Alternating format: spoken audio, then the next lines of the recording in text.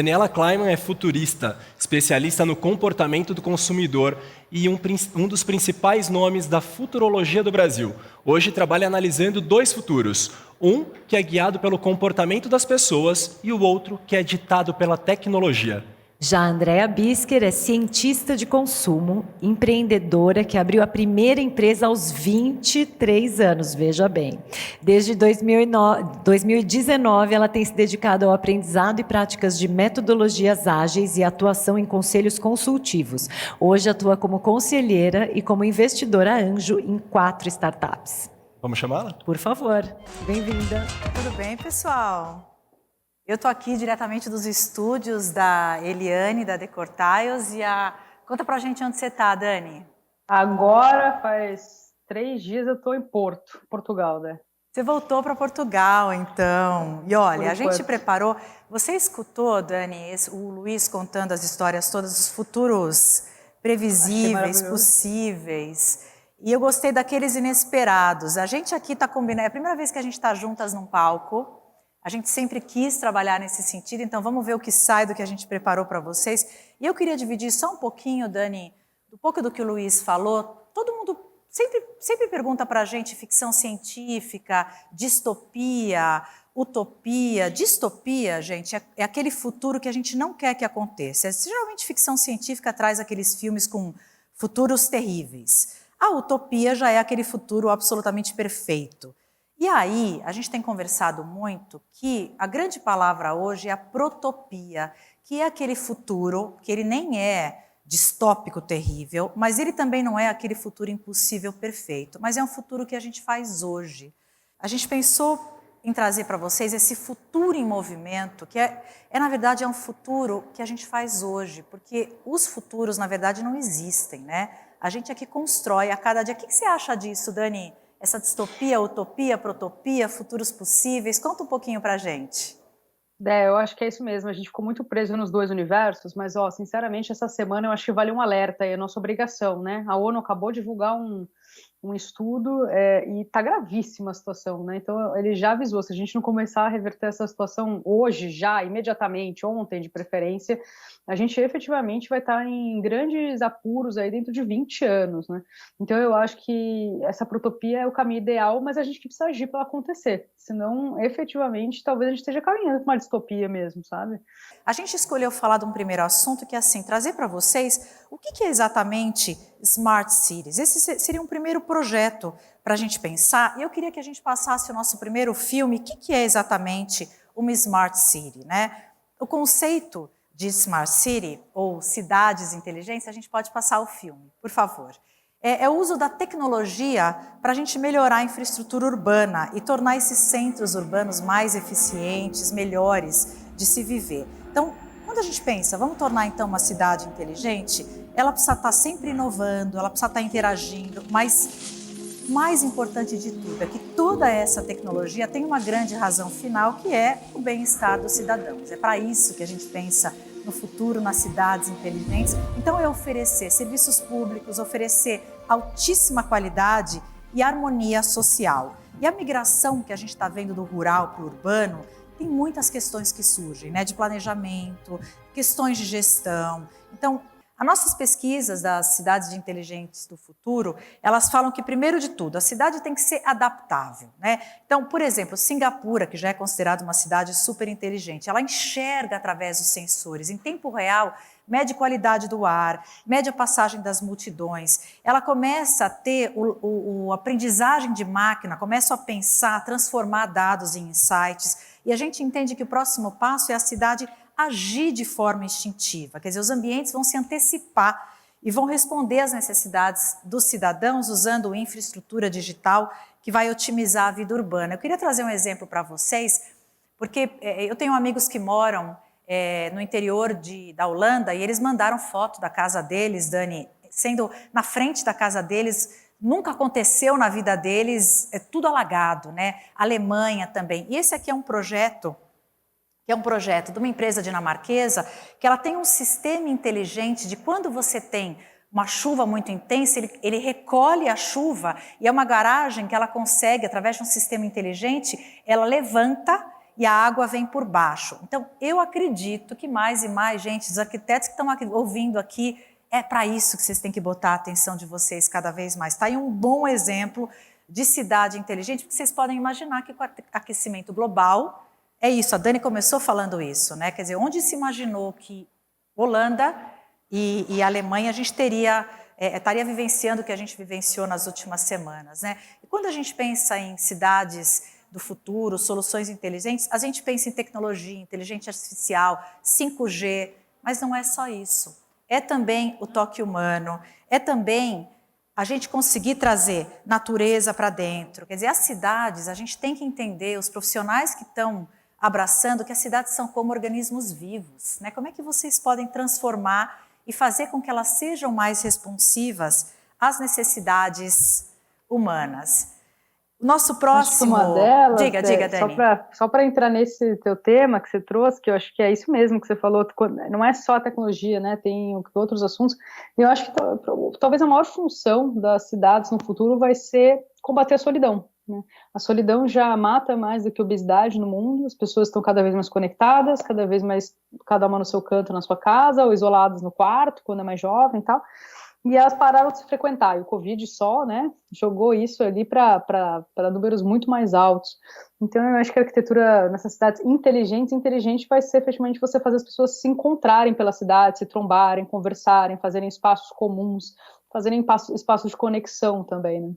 E aqui a gente tem o nosso último, que é as cidades digitais, aqui sendo super breve. Esse é o Starling Crossing, onde a gente imagina que toda essa tecnologia, ela já vai ser possível, ela vai poder sentir. A pessoa está atravessando a rua, aí que os sinais aparecem para mostrar para a gente prestar atenção. A gente está com o nosso telefone o tempo inteiro, o nosso celular conectado, ela dá sinais, é uma cidade inteligente que conforme a gente está se movimentando, ela está se movimentando aí junto com a gente. Então tem uma fala do Stephen Harton, que ele é da diretoria da Bosch, que ele fala que cidades sem inteligência não vão estar aqui para contar história no futuro, né? A gente conversou aqui sobre as oportunidades, né? Então a gente entende que as grandes oportunidades para vocês, profissionais, arquitetura, design de interiores, ela está no transporte e no ambiente. O transporte a gente já falou um pouquinho, você se preparar para os veículos autônomos, você se preparar para essa condução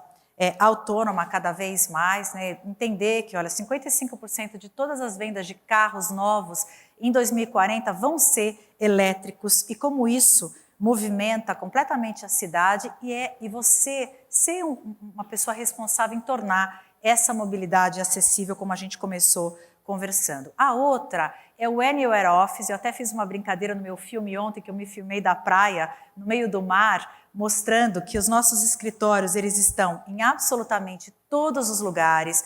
A gente não queria deixar de falar disso, porque um dos nossos temas é o trabalho do futuro. O trabalho do futuro é isso que vocês estão vendo. É a Dani lá de Portugal trabalhando, executando, é a Gig Economy, é a gente trabalhando de carros que estão pré-montados. Se vocês já demoliram, né, as salas de jantar, os home theaters, salas de almoço, mas hoje o grande pedido, eu imagino, dos clientes de vocês é eles terem um espaço para poder trabalhar. Tem gente que hoje faz reunião do banheiro, do closet, né? Porque hoje as casas não têm mais paredes. Então, é provável que vocês recebam pedidos como esse para fazer do lado de fora pequenos pods. Aqui são 2 startups que já entregam prontinho, semi-fabricados, um espaço para você poder trabalhar de uma forma inteligente. Eu queria terminar com a gente falando das cidades visionárias, né? Então, essa hiperurbanização que a gente viu nos próximos anos, a gente vai ter 70% da população morando nos grandes centros urbanos, elas obrigam a gente que a gente tenha novos formatos de cidade. Muito rapidamente, assim, fazendo um resumão dos grandes temas, né? Biofilia fundamental. Esse é o que a Dani trouxe do ar puro. Esse é o móvel mais discreto que a IKEA criou para você poder colocar um aparelho de ar puro de uma forma discreta na tua casa. Você pensar em móveis extremamente práticos para você ter esses escritórios na tua casa, esses móveis que desmontam. Aqui estamos mostrando algumas imagens, são marcas que estão realmente conectadas com o que as pessoas querem hoje. A tua sala hoje é um espaço para as crianças, amanhã é um pequeno escritório para você trabalhar. e as tiny houses, as casas super compactas. Isso a gente não queria deixar de trazer para vocês. Gente, as casas têm 4 paredes, né? Para esses caras aqui, a casa tem 5 paredes. Ela usa o teto para fazer um armário e conseguir guardar as coisas e ser uma casa cada vez mais compacta. Eu queria falar sobre quase tudo que vocês passaram, porque, né, Dinamarca, o prédio do Bjarke, o Oven City, tudo muito conectado, tudo muito incrível. Parabéns pela apresentação, porque realmente é uma linha do tempo e até conecta com outras coisas do tipo a Holanda, com todos aqueles problemas, né, as novas cidades que estão sendo construídas na Ásia, que estão para aportes de milhões de pessoas. Os urbanistas convidados para desenhar elas são holandeses, né? A escola holandesa ela até se destaca às vezes da dinamarquesa, da Escandinávia. Mas um assunto que eu queria muito mencionar foi que essas cidades têm algo em comum. Elas não são construídas através do governo ou de alguém. Elas são autoconstruídas, né? O lindo da Europa e daqueles lugares é porque isso foi realmente quase que voluntário e diversos fatores. Então, talvez, me metendo um pouquinho naquela resposta, e daí que mora a oportunidade que eu acho que vocês tanto conversavam, essas cidades inteligentes que a gente quer viver, elas têm mais o cidadão como protagonista, certo? Perfeito, perfeito. Você está Eu se concordo metendo contigo. zero, né? Pode se meter. Não, eu acho que tem uma coisa interessante que talvez a gente está falando muito de redesign de cidades, mas antes disso a gente precisa falar de um redesign de valores, né? Sim. As pessoas precisam mudar os valores delas para que elas aceitem esse redesign das cidades também, né? Então, a gente tem uma influência muito grande da cultura norte-americana, do consumismo norte-americano, onde status está conectado ao tamanho do meu apartamento, tamanho do meu carro, a marca de isso, a marca daquilo. Então, aí fica muito difícil você, pelo menos até hoje, né, fica muito difícil você entender essa outra lógica de viver com o necessário, de viver em espaços menores. Acho que hoje, se um europeu entra numa casa de uma pessoa de classe, sei lá, classe alta do Brasil, acho que ele vai ficar chocado se ele ver um apartamento de 200 metros quadrados, 250 metros quadrados, ele vai ficar chocado. Acho que ele vai falar, gente, pra que você precisa disso? Assim, sabe? Não é possível que vocês precisam disso para viver, e como é que cabe todo mundo nessas cidades? Assim, como é que dá para todo mundo viver bem se você tem um apartamento desse tamanho aqui? Então eu sinto que a gente tem que passar por esse redesign de valores, assim, talvez esse seja a coisa mais urgente que a gente precisa passar.